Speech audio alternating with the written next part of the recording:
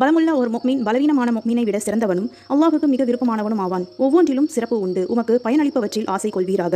அல்லாஹ்விடம் உதவி தேடுவீராக. பலவீனம் அடையாதீர். உமக்கு ஒரு தீங்கு ஏற்பட்டால் நான் இப்படி செய்திருந்தால் இப்படி ஆகியிருக்குமே என்று கூறாதீர். எனினும் அல்லாஹ்வின் விதி அவன் நாடியபடி நடந்தது என்று கூறும். நீர் இதை செய்யவில்லை என்றால் இது ஷைத்தானின் செயலாகும் என்று நபிகள் நாயகம் ஸல்லல்லாஹு அலைஹி வஸல்லம் அவர்கள் கூறினார்கள். இந்த ஹதீஸில் சொல்லப்படுவது ஒரு பலமுள்ள ஒரு முஃமின் எப்படி இருக்கணும் அப்படின்னு சொல்லிட்டு சொல்கிறாங்க.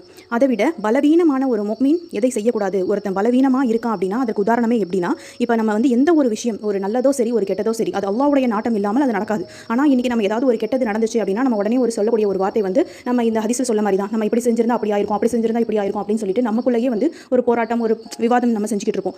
எந்த ஒரு காரியமாக இருந்தாலும் சரி அது அல்லாஹ்வுடைய நாட்டப்படி நடந்துச்சு, நடந்து முடிஞ்சதை நம்ம பேசக்கூடாது, பாஸ்ட் இஸ் பாஸ்ட் அப்படின்னு சொல்லிட்டு நம்ம போயிடணும். அதுதான் ஒரு பலமுள்ள முஃமினுக்கு ஒரு உதாரணம். அதுதான் அல்லாஹ்வும் விரும்புகிறான் அப்படின்னு சொல்லிட்டு இந்த ஹதீஸின் மூலம் நமக்கு தெரிய வருது. அப்போ இன்ஷா அல்லாஹ் ஒவ்வொருவரும் நம்ம அந்த மாதிரி சிந்திக்காம எல்லாமே அல்லாஹ்வுடைய நாட்டப்படி நடந்தது அப்படின்னு சொல்லிட்டு அல்லாஹ் மீது தவக்கல் வைக்கக்கூடியவங்களா